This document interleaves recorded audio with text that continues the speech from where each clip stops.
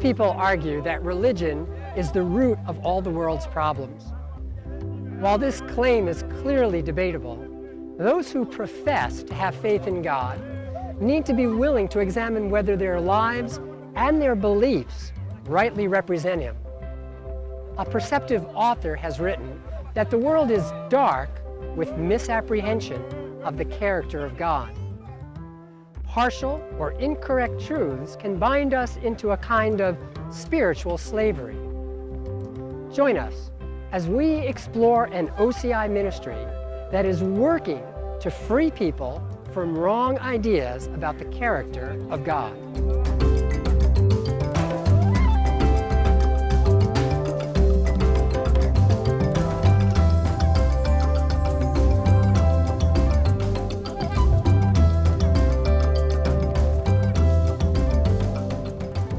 The beautiful island of Zanzibar has a rich and varied history.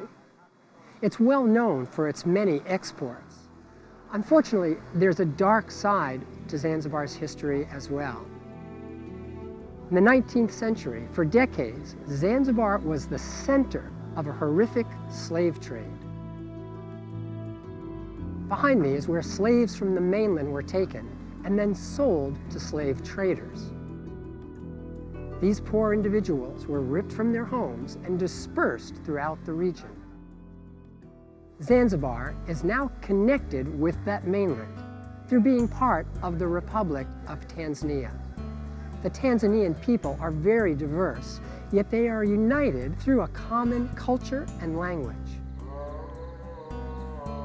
Religion plays a dominant role in this society. The three main religions are Islam, Christianity, and the animist or local religions, each of them comprising about 30% of the population. Tanzania is also the home of an OCI ministry called Kibidoula. It is set in the region of Mafinga and located on a 4,700-acre farm. The national and international staff are united together in doing what they can to free the Tanzanian people from the spiritual slavery that comes from misapprehension of the character of God.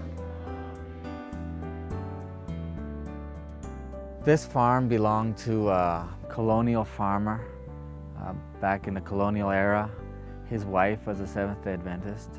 When this country gained its independence, he chose to return to his homeland, South Africa. And when he left, he donated the whole farm to the Seventh-day Adventist Church. The church tried to do different projects here and never had much success. Finally, the church contacted Riverside and asked if they would be willing to try and set up a self-supporting mission station on Kibidoula.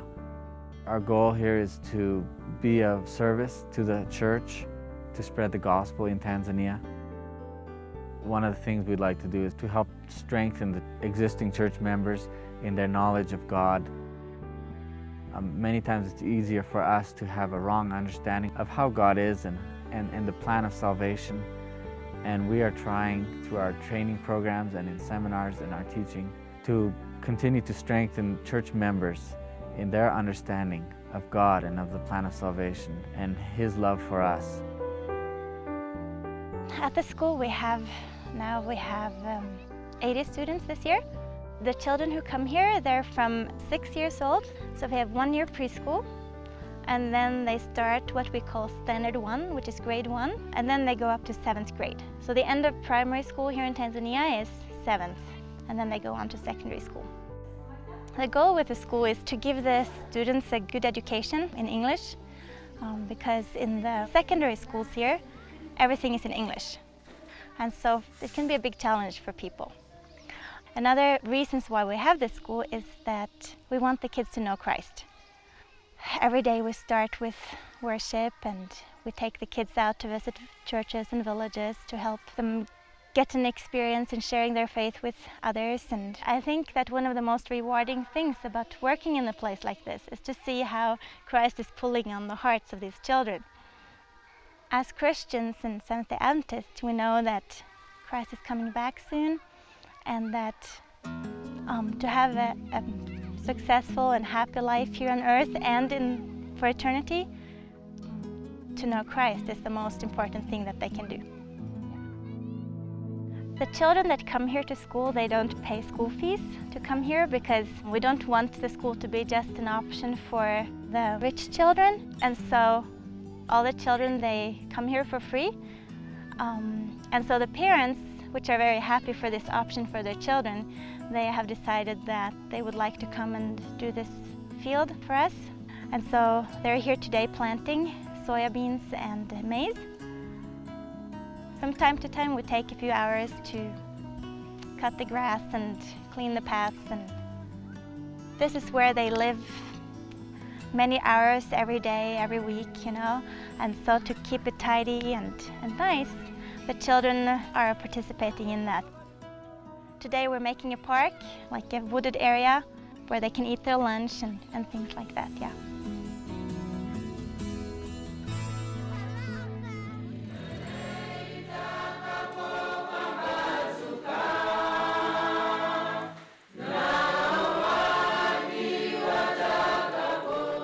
The goal of the school is to reach the laymen that don't have the opportunity to go to school and get the theology training. And we have just discovered that there are many people that are church members that have got the gifts, they have the talents, they have the ability to present the gospel, but they lack the training. And so we tried to organize our program to reach basically the laymen themselves, just to equip them with some knowledge so that they can be able to reach other people. Realizing that we have many students that come even from Muslim areas, we have found some people that are gifted, that have been well trained in that area. So in every session that we have, we ask them to come. They come for a week to give that training to our people.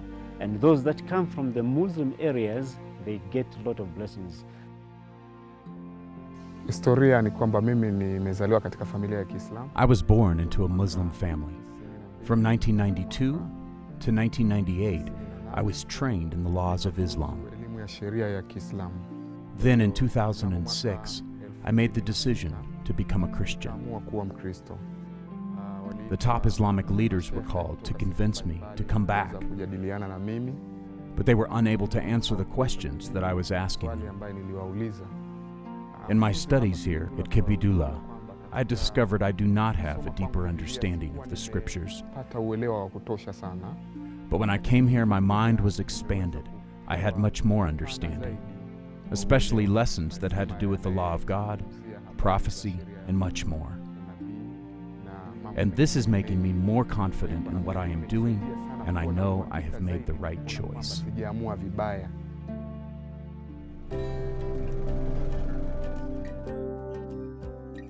The country of Tanzania has two economic engines. The first one that usually comes to mind is tourism, with the towering Mount Kilimanjaro, the iconic plains of the Serengeti, and the long coastline with the many beaches. But it's really agriculture that is the powerhouse behind Tanzania's economy. Almost 2/3 of the Tanzanian workforce is involved in some way in agriculture. Whether it's growing crops for local consumption or export, the large tea estates, or the large tracts of timber that's used for lumber, agriculture contributes to almost 50% of Tanzania's gross domestic product. Many of the people in the rural areas, however, are subsistence farmers. Kibidoula's aim is to help these rural farmers improve their agricultural skills. Many of the young people in the villages around here don't get the opportunity to go on to secondary school. And so you've got all these young people with little future in front of them. And so we've set up the School of Agriculture with the idea that if they're going to become subsistent farmers, at least they could do good at it. While they're here, they learn principles of agriculture, gardening, field crops, but also principles of health and Bible classes. And we teach them English and other general subjects, math and science, and help them through life to live life more successfully, even if they don't go on to higher education, but become leaders in their village, in their setting. Hapa shuleni tulikuwa tukijifunza. I've been learning agriculture, especially how to care for the soil. Also, here at Kibidoula, we have been studying the Bible, how to have a good life here in this world and in the future life to come. We've been studying these classes, and we see their importance for getting ready for Jesus' second coming. When I leave Kibidoula, my life will be different, because when I go back home, I will be practicing agriculture that takes care of the soil. Before, I wasn't following the Bible, but now I will try to live my life in accordance with the Bible. You know, over the years, much of our outreach and ministry has been supported by fundraising. And in recent times, we found that the fundraising has become more difficult. The need to rely on what we can generate here has increased and put pressure on us. Since I've been here, we've had avocado trees growing, and we've noticed they're excellent fruit. And somehow it didn't cross our mind for many years that that could be a commercial item. There's areas of Tanzania where they grow a lot of avocados, and we just never got into it. But people started to mention, hey, your avocados are much better. Now we have about 1,000 trees planted. We do have another 1,000 trees in seedlings getting ready to be planted. I believe that as a self-supporting institution, we always aim to support ourselves through our industry, and agriculture has not always been very good here. We've tried field crops, wheat, barley, triticale in past years. But right now, with the possibility of avocados, we see potential there for sustaining at least part of Kibidoula with growing avocados. Another project towards self-sustainability here is the sheep project we've started a couple years ago. We have a lot of land here, and even though it's not very fertile, the grass grows well. Sheep eat the grass, and so the idea is that we could support quite a bit of sheep here, and in turn sell the sheep and support Kibidoula. We started with 10 sheep 2 years ago, and they worked out great. So then we increased it slowly over time. The interesting part has been to study into the soil fertility, to see also that probably people are lacking in the same minerals as the sheep do. And this might help us to develop new ways of farming so we can help the villagers improve their crops. I think working with sheep gives us insight into a different culture of herdmanship, and that's the Bible culture. Working with sheep is something that makes you humble, and realizing that herdmen are the ones that God has chosen to announce the arrival of Christ.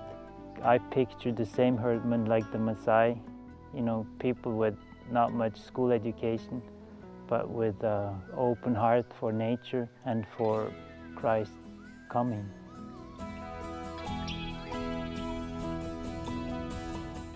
Wrong images of God's character are rooted in wrong thinking patterns. Clearly, the ability to read the Bible is an invaluable aid to forming a right understanding of God's character. In a moment, we'll be exploring some other avenues that Kibidoula is using to accomplish this aim. We share this globe with about 7 billion people. That's a lot of people.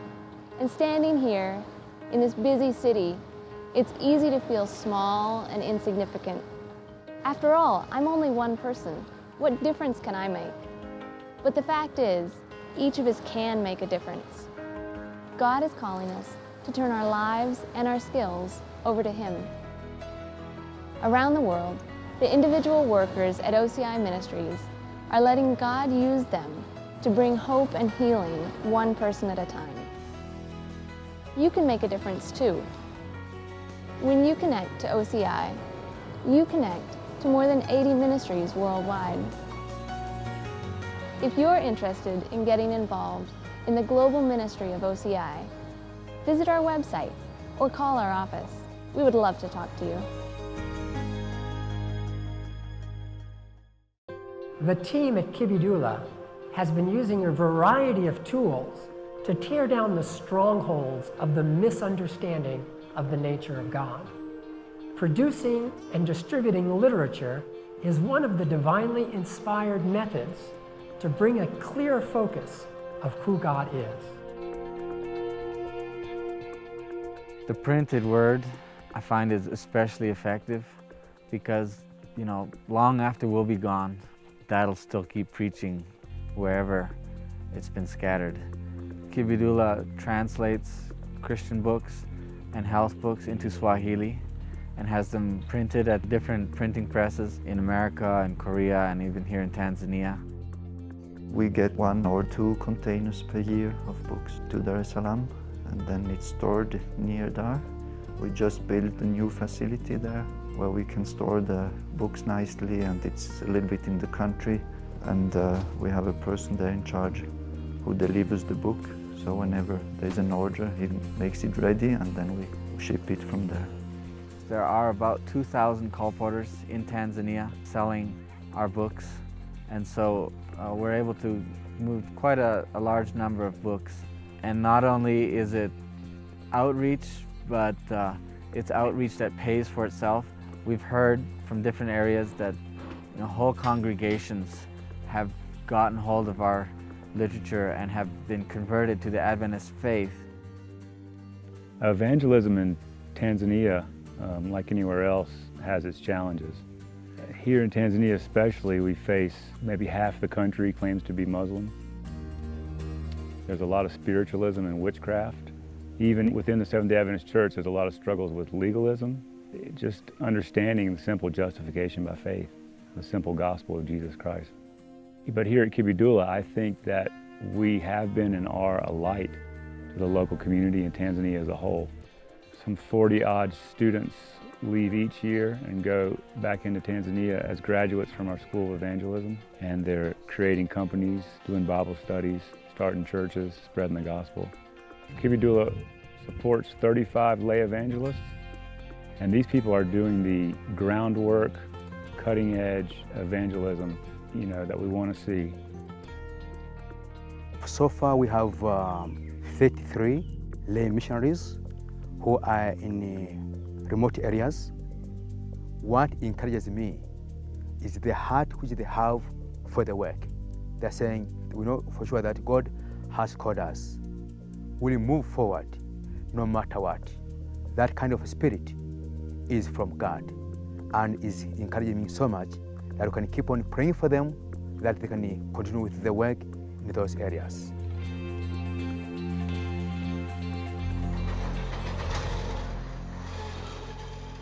The one-day church is a simple steel structure that can be put up in a matter of hours with no prior site preparation, basically.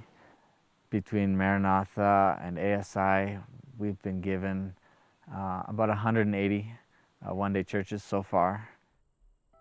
It's designed for people who can't afford to put up a fancy church structure. They can't even afford to put a roof on their own church. And so here we can come in and build a church for them in one day or in a matter of hours, and then in their own time they can put up the bricks or the walls. The very same day after we put up the church building, they can actually start having meetings in there. They're out of the rain, they're out of the hot sun, and it provides a good meeting place for them. Many people have pointed out to us that as soon as they have this church built, interest increases in the church. That they suddenly feel like they're part of a real church that's not just a couple people meeting under some trees somewhere. That the church in general is growing at a rapid rate in Tanzania. We've hardly been able to touch the need, with 180 churches. We have a stack of requests, and people all over the country want churches. They can afford the bricks because they make them themselves, but they can't afford the tin. So when we come in and throw up this structure and walk away and give them the tin, they just love it. It's been a real blessing for Kibidoula to be part of this project because it ties us close to the people out there, to the congregations. They realize there's blessings coming through us by way of the one-day church. they know that you ask Kibidoula for one-day churches. And once they know about Kibidoula, then they ask more questions, and soon they realize we have a school of evangelism, we have a school of agriculture, we have different programs going on, and it's good PR for Kibidoula. The best part of building a one-day church is having a congregation of people that either had no church or substandard building that they were worshiping in, and to rejoice after having had a church finished for them. Up to now, we don't have a campus church. We've been meeting in a community church off campus, but now we feel the time has come that we need a campus church to meet together every Sabbath and to draw our staff and our students all together, keep the vision strong amongst ourselves. We've just started construction on a campus church that'll be large enough to accommodate all of our staff and all of our students and visitors right here on campus.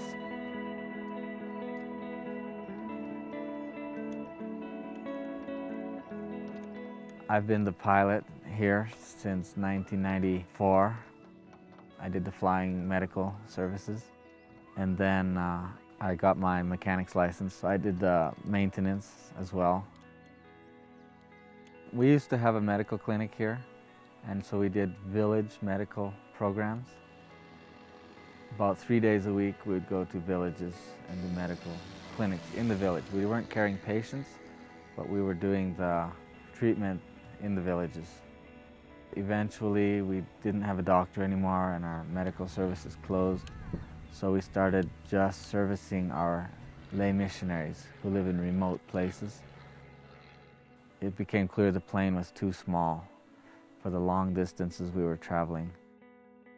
So then we started building a four-seater plane that can also land on short runways. And if we ever got medical going again here, then medical aviation. Servicing our lay missionaries again would be easier. We could carry equipment, fly out to a village, do some things with the missionaries in remote places. There's been very little understanding in Tanzania of the Adventist health message. Many people don't understand that there actually is a lifestyle that can prevent lifestyle diseases, because even though Africa has been poor and has lagged behind the rest of the world in many of the Western diseases, it's coming at a rapid rate, and diabetes, high blood pressure, heart disease, cancer, it's all here now. And so we're starting a lifestyle course in our training center here to teach people principles of health, and then in turn we would teach them how to teach others. Kibidoula's Bible workers carry a heavy burden. They do a lot of personal evangelism, distributing literature, giving Bible studies from home to home. In addition to this, they conduct full-scale evangelistic series, often being gone from home for weeks at a time. However, they don't labor alone. With them is the supportive and loving work of their wives. These women face special challenges. In order to meet their needs, Kibidoula invites them back to the campus once a year. While here, they enjoy the fellowship of other women. They receive revival, encouragement, and special training adapted to their needs. We have realized that sometimes men find it very difficult to work if they have got wives that don't understand what their calling is. So we thought of helping them to understand that this responsibility is a teamwork.